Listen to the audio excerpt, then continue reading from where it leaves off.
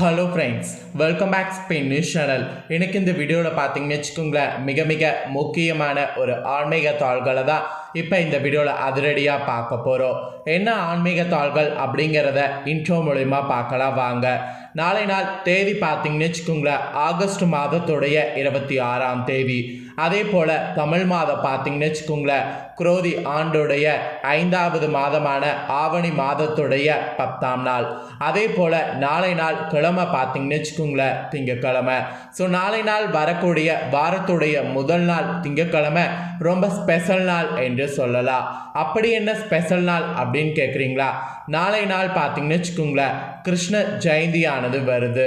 So கிருஷ்ணர் அவதரித்த நாளை நாள் பார்த்தீங்கன்னு வச்சுக்கோங்களேன், இந்தியாவில் இருக்கக்கூடிய எல்லா கிருஷ்ணர் கோவில்கள்லேயும் சிறப்பு வழிபாடு செய்யப்படும். நாளைய இந்த கிருஷ்ண ஜெயந்தி என்று எதை செய்யணும் எதை செய்யக்கூடாது அப்படிங்கிறது நிறைய சொல்லப்பட்டிருக்கு. ஸோ சமீப காலமாகவே நம்மளுடைய சேனலில் நிறைய கிருஷ்ண ஜெயந்தி பற்றி வீடியோக்கள் ஷேர் பண்ணிகிட்ருக்கேன். இந்த வீடியோவில் நாளை நாள் கிருஷ்ண ஜெயந்தியை வச்சுட்டு ஒரு முக்கியமான தாள்களை கொடுக்க போகிறேன். நம்மளுடைய வீட்டில் செல்வம் பெருக வேண்டும்னா நாளைய கிருஷ்ண ஜெயந்தி அன்று இதை செய்யணும். வீட்டில் செல்வம் பெருகுவதற்கும் கிருஷ்ண ஜெயந்திக்கும் என்ன தொடர்பு நீங்கள் கேட்கலாம். கண்டிப்பாக நிறைய விதமான தொடர்புகள் இருக்குது. என்ன தொடர்புகள், என்னென்ன விஷயம் நாளை நாள் செய்யணும் அப்படிங்கிறத எல்லாமே இப்போ இந்த வீடியோ ஸ்கிப் பண்ணாமல் பார்த்து தெரிஞ்சுக்குங்க. கண்டிப்பாக நாளைய கிருஷ்ண ஜெயந்தியில் வீட்டில் இதை மட்டும் செய்துட்டிங்கன்னா அதுக்கப்புறம் உங்களுக்கு செல்வம் பெருகிறது யாராலையும் தடுக்க முடியாது. எல்லாராலையும் பார்த்தீங்கன்னு வச்சுக்கோங்களேன், தடுக்க முடியாத அளவுக்கு நீங்கள் பெரிய பணக்காரராக ஆகிறது உறுதி. அது எப்படி செல்வம் பெருக என்ன செய்யணும் அப்படிங்கிறத தான் இப்போ இந்த வீடியோவில் சொல்ல போகிறேன். ஸோ வீடியோவை தொடர்ந்து பாருங்கள்.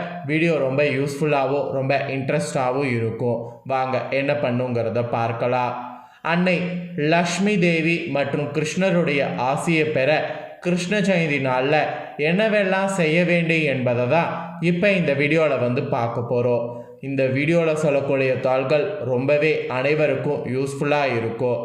அதனால் வீடியோ பார்க்கக்கூடிய ஒவ்வொருவருமே வீடியோவை ஸ்கிப் பண்ணாமல் பாருங்கள்.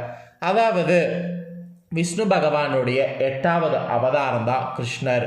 இவர் உலகில் அதர்மத்தை அழித்து தர்மத்தை நிலைநாட்ட பிறந்ததாக கூறப்படுது.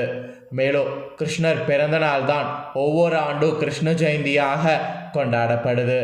இந்த நாள் ஒருவருடைய ஆசைகளை நிறைவேற்றுவதற்கு சிறப்பு வாய்ந்ததாக கருதப்படுது. மேலும் இந்த ஆண்டு கிருஷ்ண ஜெயந்தியில் பலருக்கும் சந்தேகம் வந்துவிட்டது என்றே கூற வேண்டும். ஏனெனில் அஷ்டம திதியானது 25ஆம் தேதி நள்ளிரவு 1:49 மணிக்கு தொடங்கி ஆகஸ்ட் 26ஆம் தேதி நள்ளிரவு 2:47 மணிக்கு முடிகிறது. ஆகவே பலரும் உதய திதியை முன்னிட்டு ஆகஸ்டுடைய 25ஆம் தேதி கிருஷ்ண ஜெயந்தி என்று நினைப்போம். ஆனால் கிருஷ்ண ஜெயந்தி நள்ளிரவு அப்படிங்கிறதுனால நாம் மறுநாள் திங்கக்கிழமையே பார்த்தீங்கன்னு வச்சுங்களேன், கிருஷ்ண ஜெயந்தியாக கொண்டாடலாம். அன்னை லக்ஷ்மி தேவி மற்றும் கிருஷ்ணருடைய ஆசியை பெற நாளைய இந்த திங்கக்கிழமை கிருஷ்ண ஜெயந்தி நாளில் என்னவெல்லாம் செய்ய வேண்டும் என்பதை இப்போது தெளிவாக இந்த வீடியோவில் தெரிந்துக்குங்க. இதை தெரிஞ்சு இதை அப்படியே பார்த்தீங்கன்னு வச்சுக்கோங்களேன், நாளைய திங்கக்கிழமை ஃபாலோ பண்ணுங்கள். ஸோ கிருஷ்ண ஜெயந்தி இன்றைக்கா நாளைக்கா அப்படிங்கிற பேர் நிறைய பேர் குழப்பமாக இருந்திருப்பீங்கள்ல. இப்போ இந்த வீடியோ பார்க்கும்போது உங்களுடைய குழப்பம் தீர்ந்துருக்கும். நாளை நாள் தான் கிருஷ்ண ஜெயந்தி. அதனால் நாளை நாளே இப்போ நான் சொல்லக்கூடிய வழிபாடுகள் நீங்கள் ஃபாலோ பண்ணலாம். ஃபஸ்ட்டு நாளை நாள் ஃபாலோ பண்ண வேண்டிய முக்கியமான விஷயம் என்னென்னா மஞ்சள் நிற மாலை. மஞ்சள் நிறத்தில் இருக்கக்கூடிய மாலை வைத்து நாளை நாள் முதல்ல ஒரு வேலை செய்யணும்.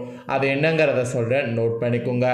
கிருஷ்ண ஜெயந்தியான நாளை நாள் அதிகாலையிலே எழுந்துருங்க, குளித்துருங்க. குளித்ததுக்கு பின்னர் பக்கத்தில் இருக்கக்கூடிய கிருஷ்ணர் கோவிலுக்கு சென்று கிருஷ்ணருக்கு மஞ்சள் நிற மாலை சாத்துங்க. அதாவது மஞ்சள் நிறத்து இருக்கக்கூடிய மலரை மாலையாக வாங்கி கிருஷ்ணருக்கு நாளை நாள் காலையில் அணிவிங்க. இப்படி நாளை நாள் செய்வதன் மூலம் கிருஷ்ணருடைய அருளை பெறுவதோடு பணம் வருவதற்கான வாய்ப்புகள் உங்களுக்கு கிடைக்கும். அதனால் நாளை நாள் பார்த்தீங்கன்னு வச்சுக்கோங்களேன், மஞ்சள் நிறம் இருக்கக்கூடிய மாலையை வாங்கி கண்டிப்பாக கிருஷ்ணருக்கு அணிவிங்க. நாளை நாள் வீட்டில் இருக்கக்கூடிய கிருஷ்ணருக்கு கூட நீங்கள் அலங்காரம் பண்ணும்போது அதில் மஞ்சள் நிற மாலை இடம்பெறுவது ரொம்ப முக்கியம். மஞ்சள் நிறத்தில் இருக்கக்கூடிய எந்த மலரை வேணாலும் நாளை நாள் கிருஷ்ணருக்கு சமர்ப்பணம் பண்ணலாம். எது நாளை நாள் சமர்ப்பணம் பண்ணாலும் கிருஷ்ணருடைய அருளை முழுசாக பெற முடியும். பணம் வருவதற்கான வாய்ப்பும் இருக்கும். அதனால் கண்டிப்பாக நாளை நாள் பார்த்தீங்கன்னு வச்சுக்கோங்களேன், மஞ்சள் நிற மாலையை அணிவித்திருங்க. நாளை நாள் ஃபஸ்ட்டு செய்ய வேண்டிய விஷயம் இது என்று சொல்லப்பட்டிருக்கு. அடுத்ததாக பார்த்தீங்கன்னு வச்சுக்கோங்களேன், வலம்புரி சங்கு வைத்து ஒரு நீர் அபிஷேகம் செய்யணும்னு சொல்லப்பட்டிருக்கு. அது எப்படிங்கிறத ஷேர் பண்ணுறேன், அதை நோட் பண்ணிக்கோங்க. உங்களுடைய ஆசைகள் நிறைவேற வேண்டுமா? அப்படி என்றால் கிருஷ்ண ஜெயந்தியான நாளை நாளன்று வலம்புரி சங்கால் நீரை நிரப்பி அதில் கிருஷ்ணருக்கு அபிஷேகம் செய்ய வேண்டும். இப்படி நாளை நாள் செய்வதன் மூலம் உங்கள் விருப்பங்கள் அனைத்தும் நிறைவேறும். அதோடு பெயரும் புகழும் உங்களுக்கு பெருகும். ஸோ வாழ்க்கையில் பெயர் புகழ் கிடைக்கணும்னு நினைக்கிறவங்க, உங்கள் ஆசைகள் நிறைவேறணும்னு நினைக்கிறவங்க கண்டிப்பாக சங்கில் பார்த்தீங்கன்னு வச்சுங்களேன், நீர் ஊற்றி அந்த நீர் அபிஷேகம் கிருஷ்ணர் சிலைக்கு செய்யணும். அஃப்கோர்ஸ் கண்டிப்பாக கிருஷ்ணர் சிலை எல்லார் வீடுகள்லேயும் இருக்கும். அந்த கிருஷ்ணர் சிலைக்கு வலம்புரி சங்கு கொண்டு அபிஷேகம் செய்து பாருங்கள். நீங்கள் அபிஷேகம் செய்யும் போதே உங்கள் ஆசைகள் சொல்லுங்கள். கண்டிப்பாக உங்கள் ஆசைகள் அடுத்த கிருஷ்ண ஜெயந்திக்குள்ளே நிறைவேறிடும். அப்புறம் நாளை நாள் மூன்றாவதாக பண்ண வேண்டிய விஷயம் என்னென்னா, வெள்ளை நிற இனிப்புகள்ங்க. உங்கள் தொழிலில் வளர்ச்சியை காண வேண்டுமெனில் நாளைய கிருஷ்ண ஜெயந்தி நாளில் 7 பெண் குழந்தைகளை வீட்டிற்கு அழைத்து அவர்களுக்கு பாயாசம் அல்லது வெள்ளை நிறத்தில் இருக்கக்கூடிய இனிப்புகளை கொடுங்க. அதன் பின் 5 வெள்ளிக்கிழமைகள் தொடர்ந்து இந்த மாதிரி செய்யுங்க. இதனால் தொழில் மற்றும் வியாபாரத்தில் நல்ல லாபம் கிடைப்பதோடு மட்டும் இல்லாமல் முன்னேற்றமும் ஏற்படும். மேலும் உங்களுடைய அனைத்து வேலைகள்லையும் வெற்றி கிடைக்கும். ஸோ வேலையில் பிரச்சனை இருக்கிறவங்கிறவங்க, தொழிலில் பிரச்சனை இருக்கிறவங்கிறவங்க நாளை நாள் வெள்ளை நிறத்தில் பாயாசத்தை தயார் பண்ணி அதை கிருஷ்ணருக்கு படைத்து வீட்டுக்கு ஒரு 7 பெண் பிள்ளைகளை அழைத்து அந்த 7 பெண் பிள்ளைகளுக்கு அந்த பாயாசத்தை பிரசாதமாக கொடுங்க. அப்படி இல்லைனா வெள்ளை நிறத்தில் உங்களுக்கு என்ன இனிப்பு வகைகள் செய்ய தெரியுமோ அதை செய்து அதை நாளை நாள் பிரசாதமாக கொடுங்க. இப்படி நீங்கள் செய்தீங்கன்னா உங்களுடைய முடங்கி கிடந்த தொழில் வியாபாரத்தில் பயங்கரமான முன்னேற்றம் ஏற்படும். உங்களுடைய அனைத்து வேலைகள்லையும் வெற்றி கிடைக்கும். நீங்கள் எதிர்பார்க்காத அளவுக்கு முன்னேற்றம் அடைவீங்க. ஸோ நாளை நாள் தொழில் வேலையில் முன்னேற்றம் அடையணும்னு நினைக்கிறவங்க இந்த மாதிரியான ஒரு விஷயத்தை செய்திடுங்க.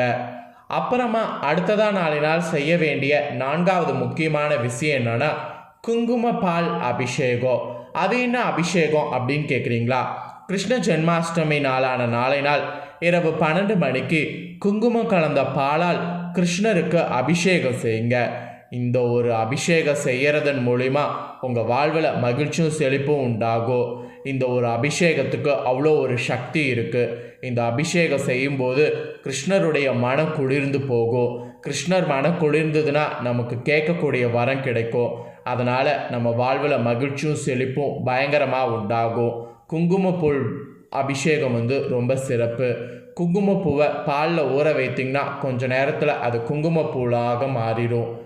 குங்கும பாலாக மாறிடும்.